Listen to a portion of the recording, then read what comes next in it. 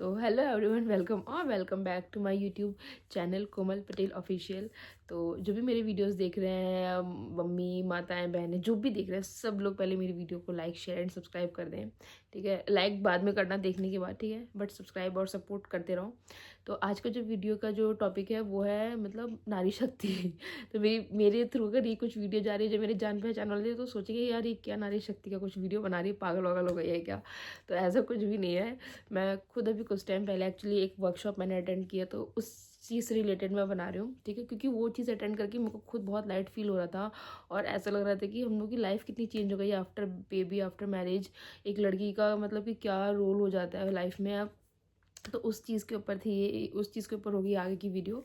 ठीक है, तो बिना टाइम वेस्ट के वीडियो स्टार्ट करते हैं और कोशिश करूँगी कि मैं ज़्यादा जज्बातों में ना हूँ, बहुत ही इन शॉर्ट और सिंप्लीफाई करके मैं आपको ये वीडियो मतलब बताऊँ। ठीक है, कैसे कैसे वहाँ पे चीज़ें मैंने क्या क्या देखी। और अभी 3-4 दिन हो गया है तो मैं इससे ज़्यादा डिले नहीं कर सकती क्योंकि मैं कुछ कुछ पॉइंट्स भूल जाती हूँ। एक तो मेरे को ना जब से मतलब मैं मम्मा बनी हूँ ना तब से ना मेरे को भूलने की बीमारी बहुत ज़्यादा हो गई है। जब तक वो बात मेरे को कुछ ज़्यादा हर्ट ना करे, फिर कुछ ज़्यादा खुशी ना दे, जब तक वो बात मेरे को मतलब कि याद ही नहीं रहती है। छोटी छोटी चीज़ें तो मैं बहुत जल्दी भूल जाती हूँ। तो ज़्यादा टाइम वेस्ट नहीं ना करते हुए हम लोग वीडियो को स्टार्ट करते हैं। अभी ना आरवी को मैंने एक प्री स्कूल में डाला हुआ है जो कि मेरी सोसाइटी में ही है। तो 2-3 साल के बाद ना हम लोग को स्कूल चेंज करना ही पड़ेगा। एलकेजी तक का वो स्कूल है। तो ना उस छोटे छोटे स्कूल्स में क्या होता है ना कि बड़े वाले जो स्कूल्स होते हैं वो अपना इनवाइट करते हैं इन स्कूल्स को और बोलते हैं हमारे स्कूल में विजिट करने आओ, और अपना सब कुछ पूरा दिखाते हैं, स्कूल का हर चीज़ दिखाते हैं। ठीक है, तो पेरेंट्स भी इन्वाइट थे। तो और स्पेशली इस बार मदर्स इनवाइट थी।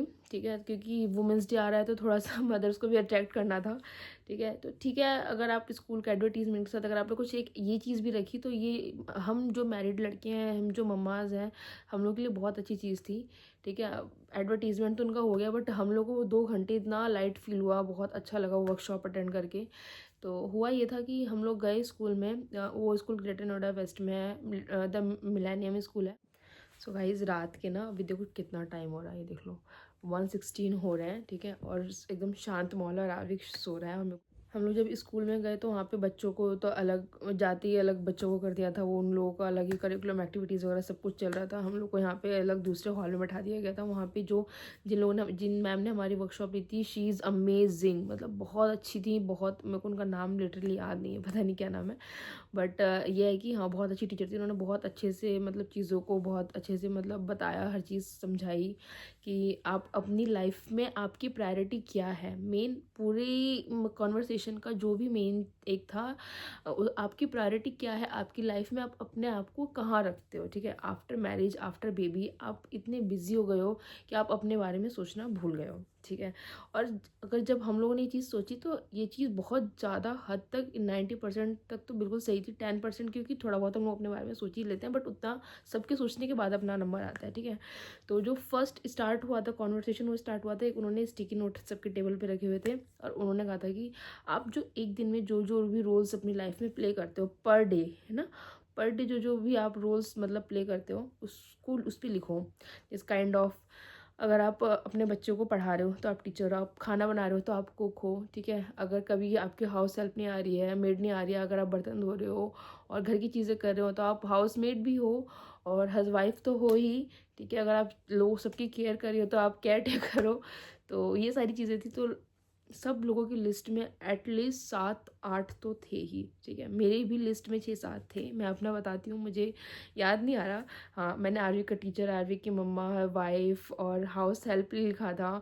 और अगर अब हम पौधों में पानी डाल रहे हैं, मेरे घर में ज़्यादा पौधे हैं नहीं, बट फिर भी जो भी है थोड़ा बहुत केयर उसकी मैं ही करती हूँ, तो मैंने उसका गार्डनर भी लिखा था। ठीक है, और भी 2-3 चीज़ें थी, पता नहीं क्या क्या।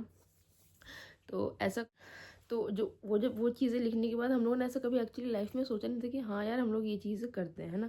उस दिन ऐसा मतलब वो लिखने के बाद रियलाइज़ हुआ कि हाँ यार हम काफ़ी सारी चीज़ें करते हैं। और जबकि हम लोग भी कोई बहुत ज़्यादा एज की नहीं है। ठीक है, हम लोग भी वही 29, 28, 30 की ही रेंज में ही है, जितनी भी हैं मदर्स जिनके बेबी मतलब कि जिन जो सिंगल पेरेंट है उनका एज इससे ज़्यादा नहीं होगा, 30-31 की मदर्स से ज़्यादा नहीं होगा। तो हम, क्योंकि अगर ज़्यादा से ज़्यादा होगा मैं इसको 2 पार्ट कर दूंगी, बट ज़्यादा 2 घंटे का नहीं बना सकती। ठीक है, तो फिर उसके बाद उस चीज़ के बाद उन्होंने उन्होंने एक ए4 शीट थी हमारे पास, तो उन्होंने बोला था कि एक कप बनाओ उसके ऊपर, और उस कप में वो चीज़ लिखो जो मतलब कि जो आप पूरे दिन में कुछ एक ऐसा काम लिखो जिससे आपकी पूरी एनर्जी ड्रेन हो जाती है, मतलब आप पूरा एग्जॉस्ट फील करते हो वो काम करके।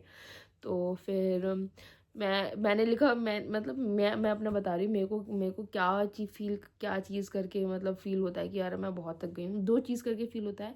एक तो मैं जब आरवी को जब मैं नीचे घुमाने ले जाती हूँ, ठीक है? उसको बाद क्योंकि वो इतना इतना दौड़ता भागता है, वो रुकता नहीं एक जगह। तो घर पे आने के बाद मेरे को ना हिलने का भी मन नहीं करता है, ठीक है? फिर उसके बाद आकर के खाना बनाना होता है, तो ये 2 चीज़ करके मेरी थोड़ी एनर्जी ड्रेन हो जाती है। खाना बनाना कोई बहुत बड़ा पहाड़ नहीं है, बट ये कभी-कभी बहुत ज़्यादा हो जाता है। फर्स्ट वो, सेकंड कुकिंग, ठीक है? तो ये सब चीज़ें लिखी, तो ये चीज़ भी लिखने के बाद बहुत लाइट फ़ील हुआ। फिर उन मैम ने हमसे बोला कि आप ऐसी कौन-सी चीज़ थी जो आप अपनी शादी से पहले वो चीज़ करते थे और वो आपको बहुत खुशी देती थी, आप वो कभी भी करते रहते थे, क्या आप अभी वो करते हो? आप मतलब आप खुद सोच रहे हो, क्या आप हम वो चीज़ें भी करते हैं? नहीं करते, बिल्कुल। सारी मम्मा का आंसर था नो, कोई नहीं करता जो चीज़ें पहले करती थी। तो सब लोगों ने अपनी अपनी हॉबी ली, काइंड ऑफ वो हॉबी समझ लो जो आप डेली यूज़ में अपनी शादी से पहले करते थे। तो फिर तो ऐसी कोई चीज़ लिखनी थी जो कि मतलब जो हम बिफोर मैरिज करते थे, बिफोर बेबी करते थे, बट उस आफ्टर मैरिज, आफ्टर बेबी वो चीज़ एकदम आपकी बंद हो गई, ठीक है? तो सब लोगों ने अपना अपना लिखा, मैंने भी अपना लिख दिया उसमें। फिर हम मतलब ये सारी, अच्छा हम लोगों ने अपनी लाइफ में कभी ऐसा सोचा भी नहीं था कि बैठ कर के कभी अपने बारे में ऐसा सोचा भी नहीं होगा कि मतलब कि हाँ यार ये चीज़ हम लोग करते हैं, ठीक है? फिर फिर हम लोगों ने लिख दिया, ठीक है? सब मैम आके सबके नोट्स देख रही थी, किसने किसने क्या लिखा है। तो एक मम्मा ने लिखा था बाथरूम में शांति से नहाना, ठीक है? शादी से पहले लड़कियों को लगता था टाइम, मैं खुद 45-50 मिनट्स में को लगा था, मैं अब 10 मिनट में मैं सिर्फ नहा करके हर चीज़ करके 10 मिनट में वॉशरूम से आ जाती हूँ। तो मतलब वो चीज़ भी बहुत रिलेटेबल थी कि भाई सही, ये बात भी सही है। सब लोगों ने अपना अपना चीज़ें लिखा था, सिंगिंग का, किसी को सिंगिंग पसंद था तो वो सिंगिंग, किसी को मूवीज़ देखना पसंद था तो वो मूवीज़, किसी को वीडियोज़ बनाना पसंद था। तो मैं तो शादी से पहले कुछ कुछ वीडियोज़ बनाती थी, ठीक है? वो पब्लिक नहीं था, मतलब प्राइवेट था, बट मेरे को अच्छा लगता था वीडियोज़ बनाना। तो फिर ऐसा कुछ था, तो मैंने भी लिखा था। फिर उसके बाद उन्होंने बोला कि अब आप लोग सब लोग अपने एक एक पार्टनर ढूंढ लो, ठीक है? मतलब हम लोग जितनी भी मदर्स बैठी थी, तो मतलब दो मदर्स बोला था कि आप दो दो लेडीज़ अपने साथ में हो जाओ, और आपके मन में जो भी चीज़ें हैं, जैसे कि हम लोग का कभी कभी क्या होता है कि जैसे वो बता रही थी कि जैसे आपका मन में बहुत सारी बातें होती हैं जो आप घर में किसी से शेयर नहीं कर पाते हो, तो इस टाइम आपके पास वो टाइम है, सामने वाला आपको जज नहीं करेगा, ठीक है? आप कोच, एक कोच बनेगा और एक कोच ही बनेगा, ठीक है? तो फिर और एक पहले बोलेगा और सामने वाला सुनेगा, फिर सामने वाला बोलेगा, फिर आपको कोई जजमेंट नहीं होगा, और सब लोग एक दूसरे के लिए अननोन थे वहाँ पे, ठीक है?